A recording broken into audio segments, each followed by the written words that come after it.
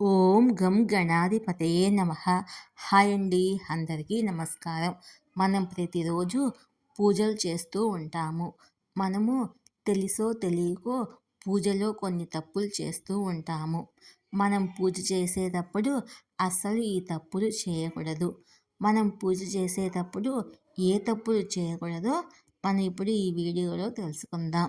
ఈ వీడియో కనుక మీకు నచ్చినట్లయితే లైక్ చేయండి, షేర్ చేయండి, సబ్స్క్రైబ్ చేసుకోండి. ఈ వీడియో లాస్ట్ వరకు స్కిప్ చేయకుండా చూడండి. Please subscribe me, support me, share me, like me. Thank you for watching. చాలామంది ఇళ్లల్లో ప్రతినిత్యము పూజలు చేస్తూ ఉంటాము. ఇక మనం పూజలు చేసే సమయంలో మనకు తెలుసో తెలియకో కొన్ని తప్పులను చేస్తూ ఉంటాము. మనం పూజ చేసే సమయంలో పూజకు ఉపయోగించే పూలు పొరపాటున కింద పడినా వాటిని పూజకు ఉపయోగించకూడదు. అలాగే పాడైపోయిన పూలను పూజకు అస్సలు ఉపయోగించకూడదు. అలాగే వాసన చూసిన పూలను కూడా పూజకు అస్సలు ఉపయోగించకూడదు. పూజా గదిలో విరిగిపోయిన విగ్రహాలు ఎట్టి పరిస్థితుల్లోనూ ఉండకుండా చూసుకోవాలి. అలాంటి విగ్రహాలు ఉంటే ఎన్ని పూజలు చేసినా సత్ఫలితాలు రావు. అలాగే విగ్రహాల విషయంలోనే కాకుండా పటాల విషయంలో కూడా చినిగిపోయిన, నలిగిపోయిన ఫోటోలను ఉంచి పూజించకూడదు. వాటిని దేవాలయంలో కానీ పారే నీళ్ళల్లో కానీ కలపాలి. అలాగే ప్రతినిత్యము మనం పూజ చేసేటప్పుడు ఎండిపోయిన పూలు, వాడిపోయిన పూలను, మాలిన్యాలను శుభ్రపరిచిన తర్వాత మాత్రమే మనము పూజ చేయాలి. వాటిని అలాగే ఉంచి పూజ ఎట్టి పరిస్థితుల్లోనూ చేయకూడదు. మాలిన్యాన్ని అలాగే ఉంచి పూజ చేస్తే సత్ఫలితాలు రావు.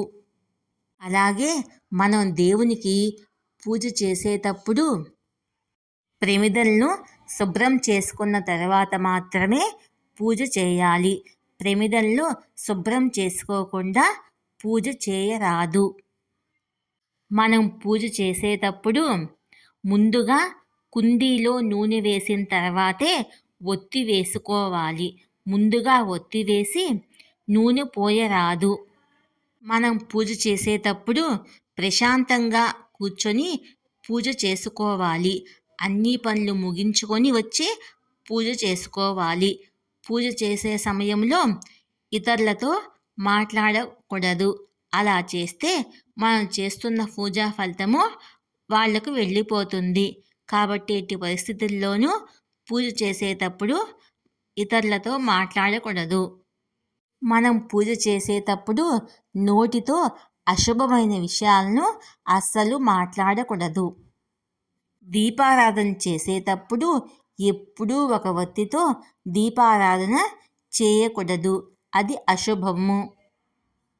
భోజనం చేసిన తర్వాత మనం పూజ చేయకూడదు. భోజనానికి ముందు మాత్రమే పూజ చేయాలి. పూజలో వచ్చి రాని మంత్రాలు చదవకూడదు. తప్పుగా మంత్రాలను చదివితే సానుకూల ఫలితాలు రావు. పూజ చేసే ముందు నోటిలో ఎలాంటి పదార్థాన్ని నమలరాదు. పూర్వీకులు మరణించిన వారి చిత్రపటాలు పూజా గదిలో పెట్టకూడదు. తులసి ఆకులను ఎట్టి పరిస్థితుల్లో శివుడికి సమర్పించకూడదు. ఇక పూజ చేసేటప్పుడు ఖచ్చితంగా తలస్నానం చేయాలి. గణేశుడికి తులసి ఆకులతో పొరపాటున కూడా పూజ చేయకూడదు. పూజ కోసము చిరిగిన మరియు అపరిశుభ్రమైన బట్టలు ఎప్పుడూ ధరించకూడదు. చిరిగిన బట్టలు ధరించడం వల్ల పేదరికం వస్తుందని దేవతలు నిరాశ చెందుతారట. కాబట్టి పూజా సమయంలో చక్కగా మరియు ఉతికిన బట్టలను ధరించాలి. ఇక పూజలు చేస్తున్న సమయంలో ఒక దీపాన్ని మరొకటి ఉపయోగించి ఎప్పుడూ వెలిగించకూడదు. ఒక దీపాన్ని మరొక దీపం పెట్టి వెలిగిస్తే పేదరికాన్ని కలిగిస్తుందని, అనారోగ్యానికి కారణం అవుతుందని పండితులు చెప్తున్నారు. ఎటువంటి పరిస్థితుల్లోనూ దక్షిణ దిశకు ఎదురుగా దీపాన్ని పెట్టకూడదని పండితులు చెప్తున్నారు. దక్షిణముఖంగా దీపారాధన చేస్తే అపశకునాలు ఎదురై దుఃఖ బాధలు కలుగుతాయని పండితులు చెప్తున్నారు. కోపంతో కూడిన విగ్రహాలు, నటరాజు విగ్రహము వంటి ఉగ్రరూపంతో ఉన్న దేవుళ్ళ విగ్రహాలు ఎప్పుడూ పూజా గదిలో ఉంచి పూజించకూడదు. శివుడిని దర్శనం చేసేటప్పుడు విగ్రహానికి ఎదురుగా నిలబడకూడదు. దీపారాధన చేసే ముందు ఒత్తి వేసి తర్వాత నూనె పోస్తుంటారు, కానీ అలా చేయకూడదు. దీపారాధన చేసేటప్పుడు నూనె పోసి తర్వాత ఒత్తులను వేయాలి. వంటగదిలోని వాడుకునే పసుపును దేవునికి వాడకూడదు. ఇలా చేయడం వల్ల దేవుళ్లకు చిరాకు వస్తుంది. అగ్గిపుల్లతో నేరుగా ఒత్తుల్ని వెలిగించకూడదు. అగరబత్తీని ఉపయోగించి వెలిగించాలి, లేకపోతే ఏకహారతిని ఉపయోగించి దీపారాధన చేయాలి. ఇక పూజలు చేస్తున్న సమయంలో ఎవరైనా అతిథులు వస్తే వారిని నిర్లక్ష్యంగా చూడకూడదు. వారి పట్ల కూడా గౌరవాన్ని చూపించాలి. పూజా సమయంలో ఇంటికి వచ్చిన అతిథులు దైవ సమానులని చెప్తారు. పూజా గదిలో దేవతా విగ్రహాలు 6 ఇంచుల్లోపే ఉండాలి. అంతకన్నా పెద్దగా ఉండరాదు. నుదుటిపై బొట్టు పెట్టుకోకుండా పూజలు చేయరాదు. మీ పూజా గదిని ఎల్లప్పుడూ శుభ్రంగా ఉంచుకోవాలి. పూజ చేసిన అక్షంతలు, పువ్వులు పూజా గదిలో లేకుండా శుభ్రం చేసుకోవాలి. ఒక చేత్తో దేవుడిని అస్సలు నమస్కరించకూడదు. ఇది చాలా తప్పు అని పెద్దలు చెప్తుంటారు. ఈశ్వరుడి ఎదురుగా నిలబడి ఆత్మ ప్రదక్షిణ చేయరాదు. స్త్రీలు తులసి దళాలు తుంచరాదు. పురుషులు మాత్రమే తుంచవలెను. స్త్రీలు జుట్ట విరబోసుకొని పూజ చేయకూడదు. లక్ష్మీ పూజ శ్రవణ నక్షత్రంలో ఎప్పుడూ పూజించకూడదు. స్త్రీలు కుందుల్లో దీపారాధన అస్సలు చేయకూడదు. శివలింగంపై పాల ప్యాకెట్లతో అభిషేకం చేయకూడదు. అభిషేకం చేయాలి అనుకుంటే ప్యాకెట్లు ఒక గ్లాసులో పాలను పోసుకొని అప్పుడు మాత్రమే అభిషేకం చేయాలి.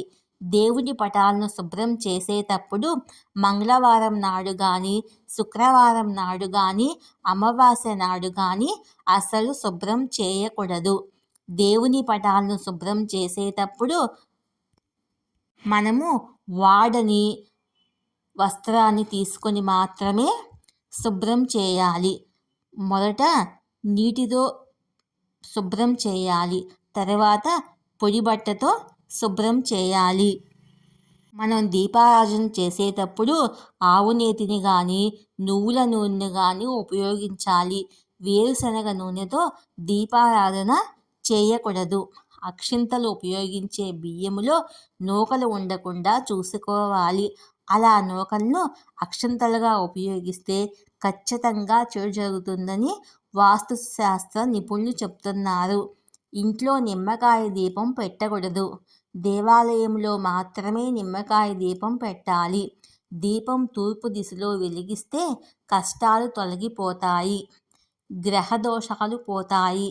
దీపం ఉత్తర దిశలో వెలిగిస్తే ధనాభివృద్ధి, కుటుంబంలో శుభకార్యాలు జరుగుతాయి.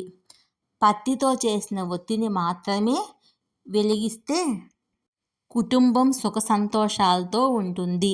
దీపం 3 ఒత్తులతో వెలిగిస్తే పుత్ర సుఖము, దీపం 5 ఒత్తులతో వెలిగిస్తే ధనప్రాప్తి, ఆయుర్దాయం, ఆరోగ్యం, అభివృద్ధి కలుగుతాయి.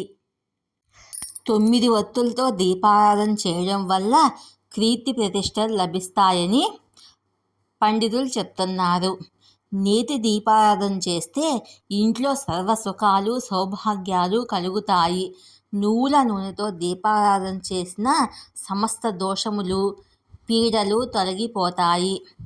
ఆముదముతో దీపారాధన చేస్తే బంధుమిత్రుల శుభము మరియు కుటుంబ సంతోషము. కొబ్బరి నూనెతో దీపారాధన చేస్తే అర్ధనారీశ్వరునికి చేయడం వల్ల అన్యోన్య దాంపత్యం సిద్ధిస్తుంది. విఘ్నేశ్వరుని పూజలో కొబ్బరి నూనె ఉపయోగిస్తే మంచిది. నువ్వుల నూనె సకల దేవతలు ఇష్టపడతారు. ప్రతిరోజు దీపారాజన ఉదయం 3 గంటల నుండి 6 గంటల లోపు చేసిన సర్వశుభములు, శాంతి కలుగుతుంది. జిల్లేడు నారతో చేసిన పత్తితో దీపం వెలిగిస్తే భూత ప్రేత పిశాచ బాధలు ఉండవు. అరటి నారతో చేసిన ఒత్తితో దీపం వెలిగిస్తే తప్పులు తొలగి కుటుంబమునకు శాంతి కలుగుతుంది.